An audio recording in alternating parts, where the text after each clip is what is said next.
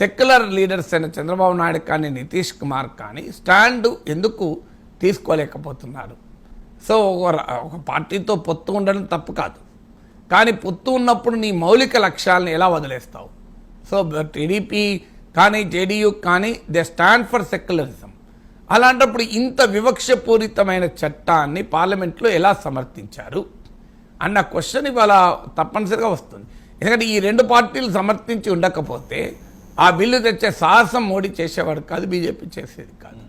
So అందువల్ల ఈ చట్టం వచ్చినప్పుడు ఒక స్టాండ్ తీసుకొని అన్ని మతపరమైన ఆస్తులకు ఒకే చట్టం తెద్దాం, మీ విధానమే కదా యూనిఫామ్ సివిల్ కోడ్, మరి ఉమ్మడి పౌరస్మృతి కొరకు అడుగు ముందుకేద్దాం. మీరు రాష్ట్రాల్లో ఉత్తరాఖండ్లో అస్సాంలో ఉమ్మడి పౌరస్మృతి చట్టం తెస్తున్నారు కదా, మరి ఒక మంచి అవకాశం వచ్చింది, అన్ని మతపరమైన ఆస్తులకు ఒకే చట్టం పెడదాం.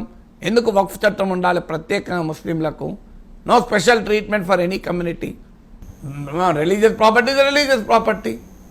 భారత రాజ్యాంగం అన్ని మతాలకు సేమ్ హక్కులు ఇచ్చినప్పుడు అన్ని మతాల ఆస్తుల పరిరక్షణకు ఒకే చట్టం ఎందుకు ఉండకూడదు అని కనుక చంద్రబాబు నాయుడు నితీష్ కుమార్ స్టాండ్ తీసుకుని ఉంటే they could have done a great contribution కదా.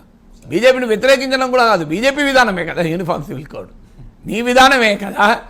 మోడీ దగ్గరకు వెళ్ళి నరేంద్ర మోడీజీ ఆప్కా పాలసీ అయినా uniform civil code, one nation one లా, one election one nation one లా, ఏ ఆప్కా పాలసీ అయినా వన్ నేషన్ వన్ లా తెద్దాం అని కనుక గట్టిగా ఈ రెండు పార్టీలు అని ఉంటే ఇవాళ ఈ రకమైన వివక్షపూరితమైన వక్ఫ్ చట్టం వచ్చేది కాదు కదా.